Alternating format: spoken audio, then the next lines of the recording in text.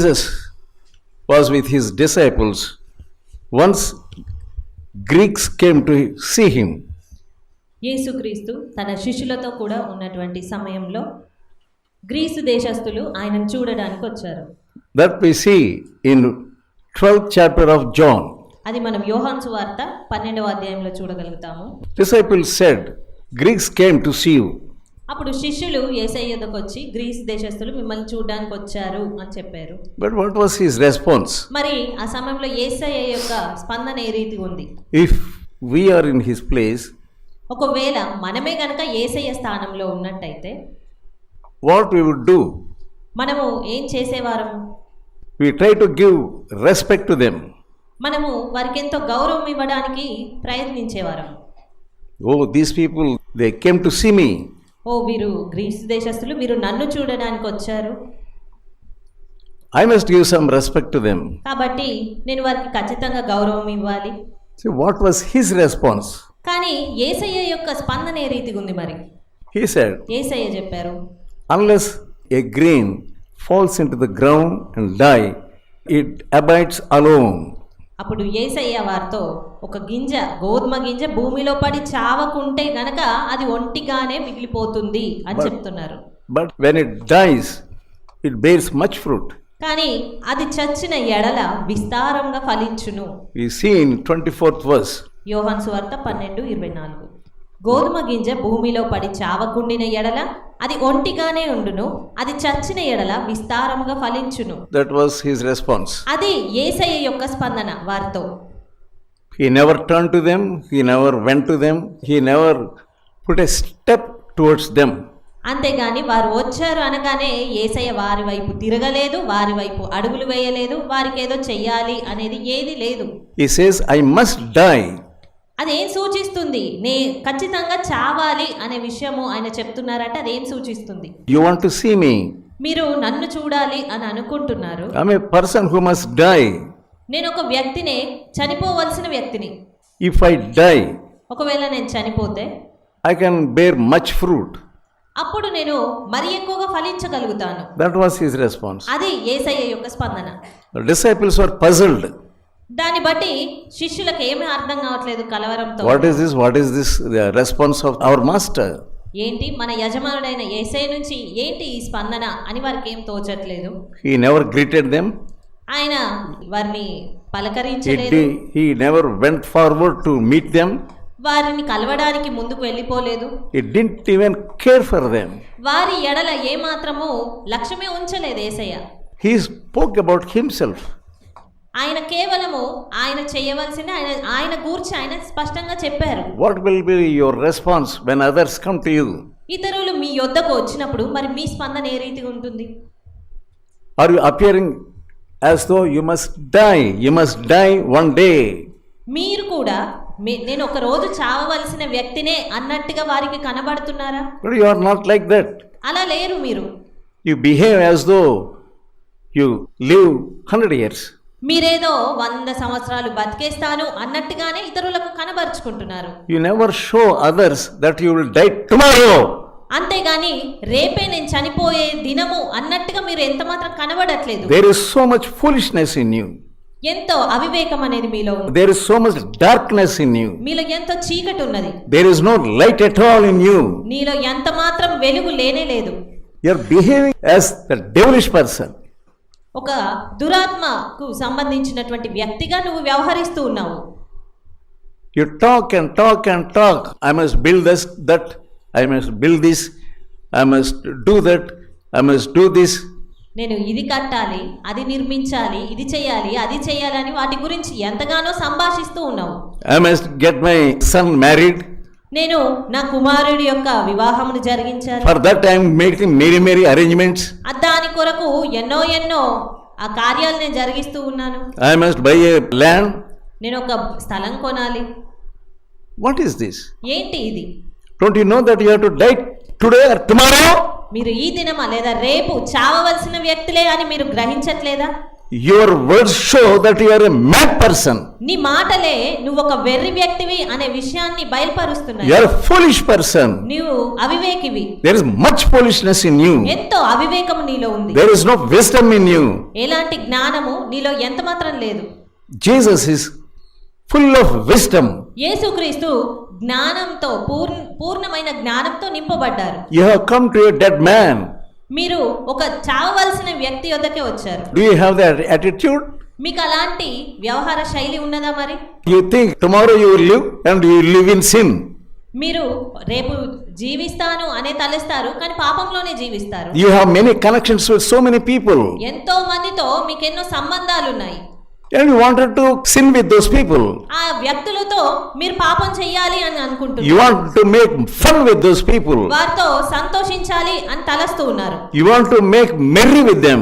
వారితో కలిసి ఉత్సాహించాలి అని.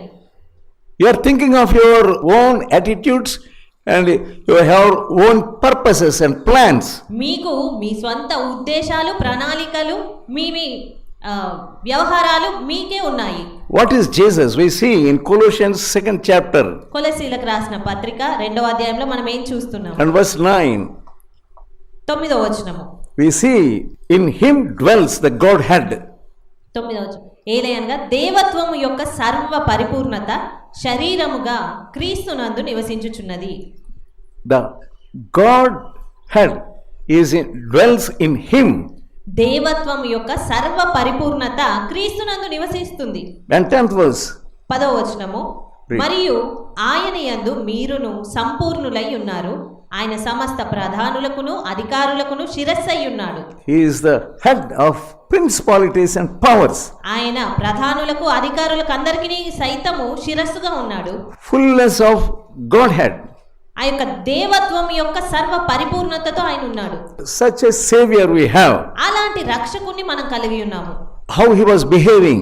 మరి ఆయన ఏ రీతిగా వ్యవహరిస్తున్నాడు? He was telling, I must die. ఆయన కేవలము నేను చనిపోవాలి అని చెప్తున్నాడు. Then how are you behaving? మరి నీవే రీతిగా వ్యవహరిస్తున్నావు? When relatives come to you, బంధువులు మీ యొద్దకు when వచ్చినప్పుడు, friends come to you, లేదా స్నేహితులు వచ్చినప్పుడు, when others come to you, ఇతరులు మీ యొద్దకు when వచ్చినప్పుడు, rich people come to you, ధనవంతులైన వారు వస్తే what is your response? మీ స్పందన ఏ రీతిగా ఉంది? You tell about your plans to them.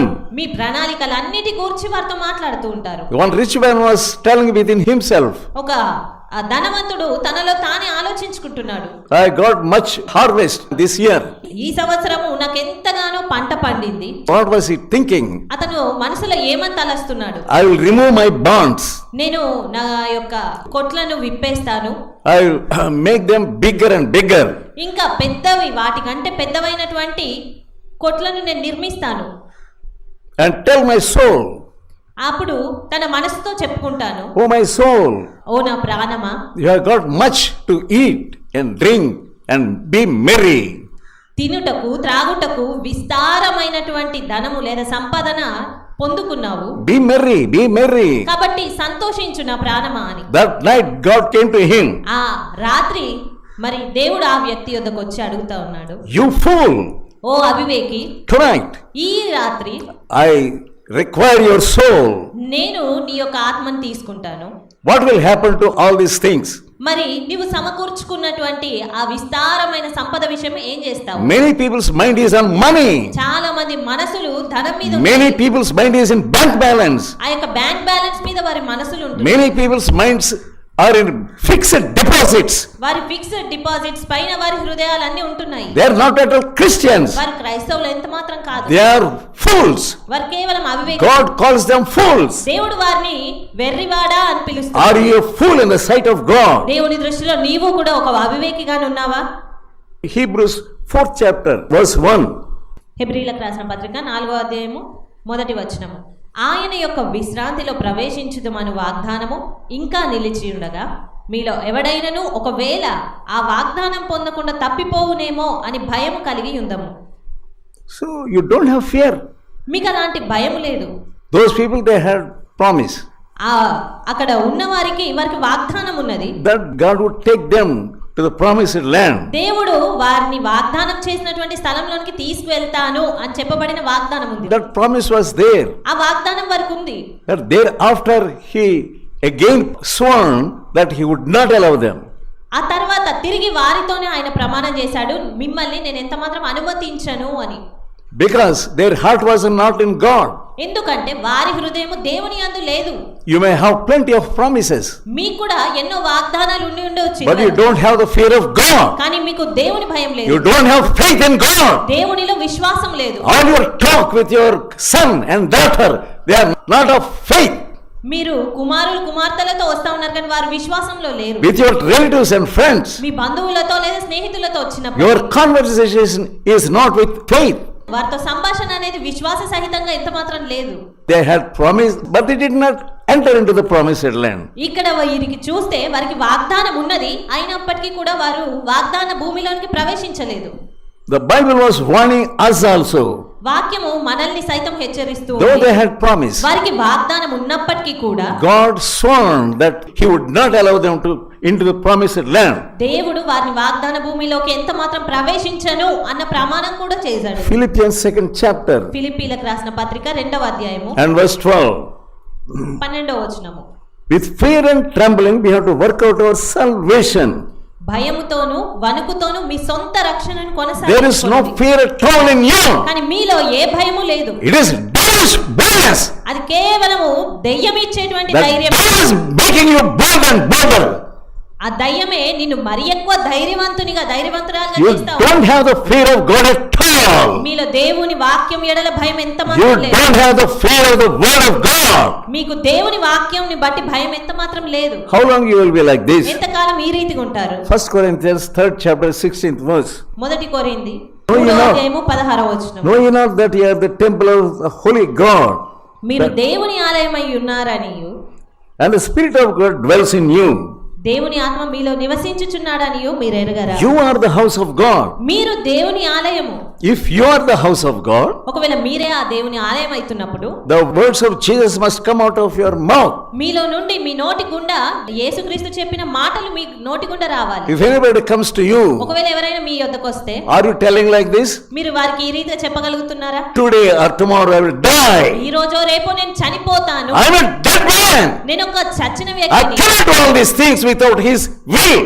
ఆయన చిత్తము లేకుండా వేటిని కూడా నేను I సంపాదించను. am the house of God. నేను దేవుని ఆలయాన్ని. I cannot talk as I please with you.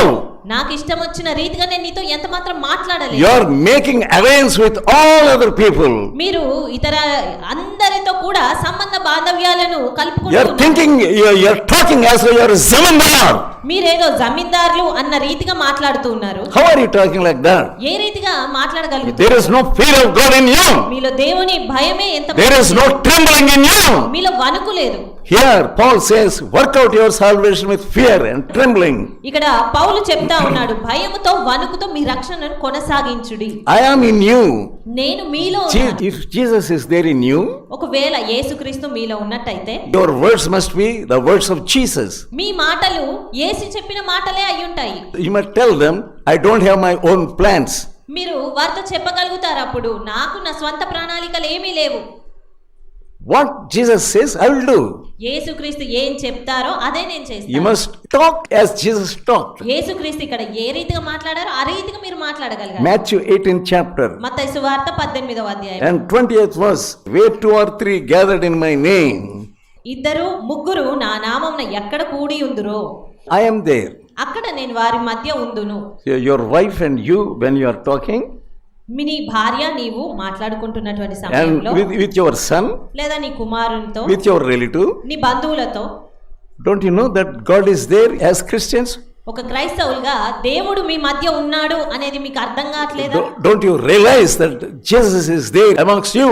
మీ మధ్య యేసుక్రీస్తు ఉన్నాడన్న విషయం మీరు గ్రహించుకోలేకపోతున్నారా?